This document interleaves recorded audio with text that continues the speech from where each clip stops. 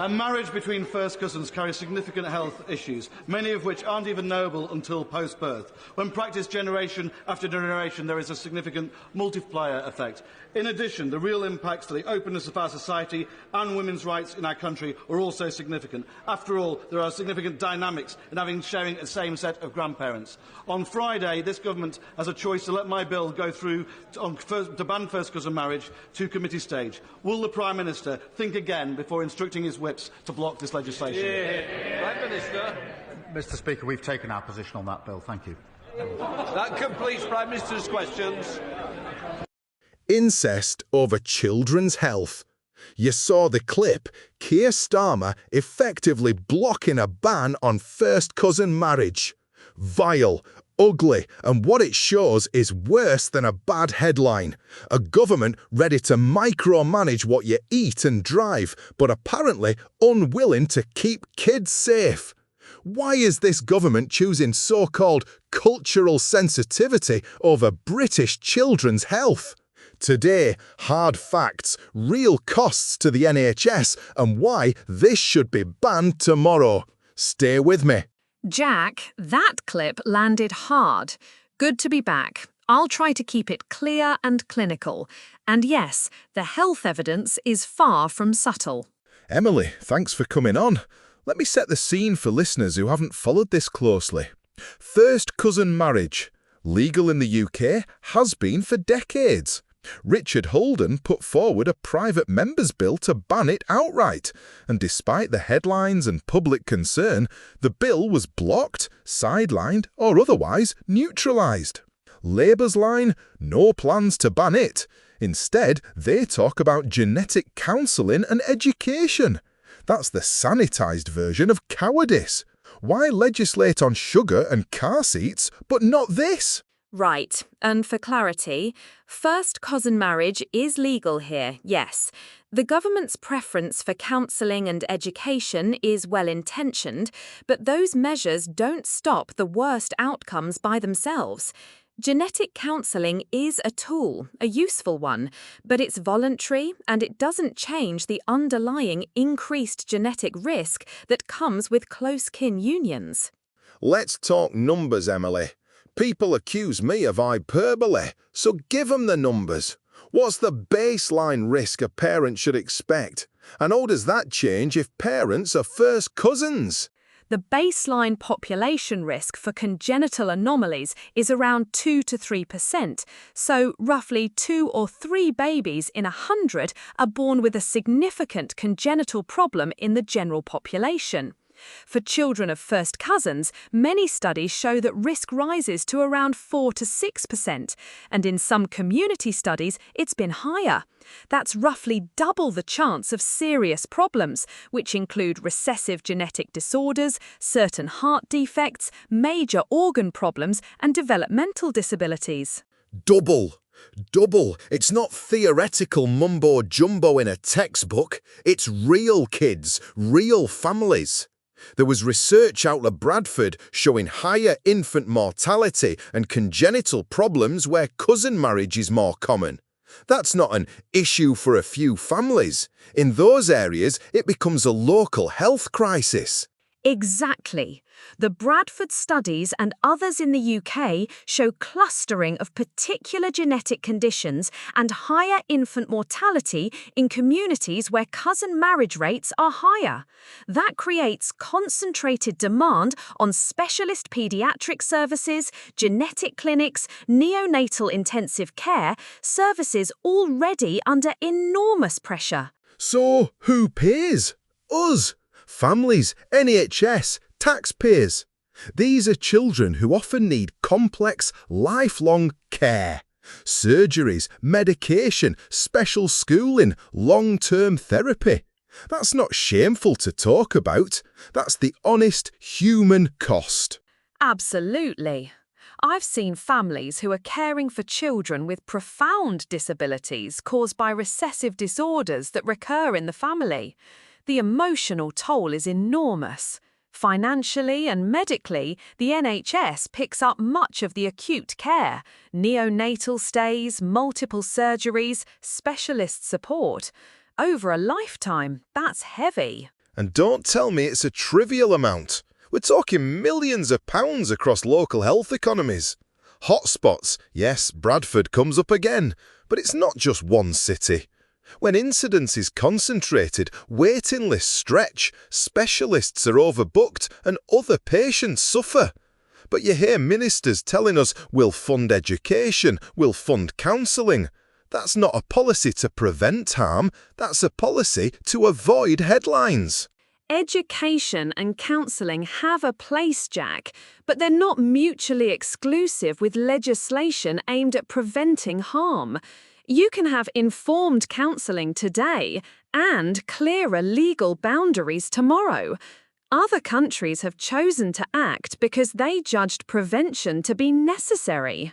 Which brings us to an awkward comparison. Norway already banned cousin marriage. Sweden has moved towards a ban. They looked at the facts and said, we will protect children. Yet here, our leaders seem terrified of being called racist or Islamophobic if they legislate in a way that affects particular communities more than others. That's cultural sensitivity, or, let's not mince words, political cowardice. I want to be careful here. From a clinical perspective, the motive should be child protection and public health. The debate often gets framed as cultural or religious, but the science is neutral. That said, I do understand Westminster's fear of backlash. The danger is that fear prevents action that would reduce real harm. Emily, you mentioned an NHS blog that praised family cohesion and then vanished after backlash. That's the perfect example. Someone in the system talking about the social benefits of certain practices, and it gets pulled because politics overrules reasoned debate. We end up in a position where the system is scared of telling hard truths. Yes, that blog was an odd moment. It wasn't the point to praise genetic risk. It was attempting to say that family structures have social benefits in many contexts.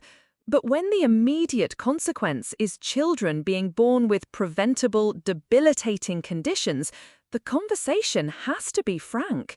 Health policy can't be frozen by an understandable fear of causing offence. Here's a point I want to hammer home. Banning first cousin marriage is not about targeting an ethnicity. We're not saying any community is bad. We're talking about a practice that increases the chance of serious illness in children and a state whose job is to protect those children. We already draw lines, under 18 marriage, prohibitions on incest, because some harms are not acceptable in a modern society. This is of the same moral family. Legislation might feel blunt, and it would need careful design. Exemptions for previously valid marriages, a transition period, robust community engagement. But the policy objective is clear. Reduce preventable harm to children. That should be uncontroversial. Uncontroversial in principle, controversial in practice. Because Westminster shrinks. Look, Norway and Sweden didn't cower.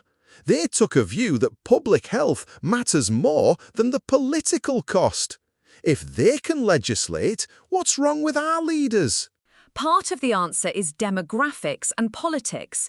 Communities with higher rates of cousin marriage are small in national terms, but visible locally. Politicians calculate electoral risks. That's why public pressure matters, not to demonize communities, but to give politicians the cover to do the right thing for children and the NHS. Right, and that's what this show's about, giving people a megaphone. If you're sitting in your car thinking this is outrageous, do something. Contact your MP, ask where they stand, sign petitions, raise it at your local party branch. There's also peer pressure. Community leaders can and should say that practices causing avoidable harm aren't acceptable. I'd add, push for evidence-based policy. Ask MPs whether they've seen the data, whether they support a legal ban with safeguards, and how they will resource genetic counselling and neonatal services in the meantime. Don't accept platitudes about education as a full answer. Listeners, I want some specifics so you can act. Email your MP, say, will you support Richard Holden's bill to ban first cousin marriage, or will you tell us precisely why you won't? Phone your local Labour or Conservative office. Share real stories if you have them, anonymised of course, about how this has affected families. Send us messages, we'll read them on air. And to community leaders listening, you have influence. Promote premarital genetic screening, support couples with informed choices, and work with health services. But ultimately, if prevention is the goal, legal clarity helps. It sets a societal standard that prevents harm before it happens. Before we wrap, a quick reality check on the numbers again. Baseline 2 to 3% birth defect risk, roughly 4 to 6% for first cousins, sometimes more in concentrated settings. Documented higher infant mortality and congenital problems in places like Bradford. That's not a footnote, it's a public health problem. And it's solvable to an extent. Genetics has tools: screening, counselling, prenatal diagnosis in some cases. But those tools are supplements to prevention, not replacements. If the goal is fewer children suffering severe, preventable conditions, legislation paired with services is the pragmatic. Music to my ears. Look, final words, Emily. If you were shouting at Westminster right now, what would you say? I'd say stop hiding behind fear of offence. Children's health and the sustainability of services are on the line. Show leadership. Propose a clear, evidence-based legal solution with transitional safeguards, fund counselling and screening properly, and engage communities respectfully. That's how you protect kids and restore trust. There you have it. If Norway can legislate, so can we. If Sweden can plan a ban, why are our leaders making excuses? This is not about vilifying people. It's about protecting children from avoidable harm and managing the NHS responsibly. Don't let politicians hide behind "we'll educate" while kids pay the price. Get on the phone, email your MP, sign petitions, make noise. And keep the conversation focused on evidence and compassion. That's how policy changes, not by silence, not by outrage for its own sake, but by steady pressure and clear facts. Exactly. Send your stories to the show, share the episode, and remember, courage in politics often starts with citizens refusing to accept cowardice as policy. This is Jack Carter on UK Pulse. Stay sharp, stay honest, and let's get Britain back to common sense. See you next time. Right, go on, do it!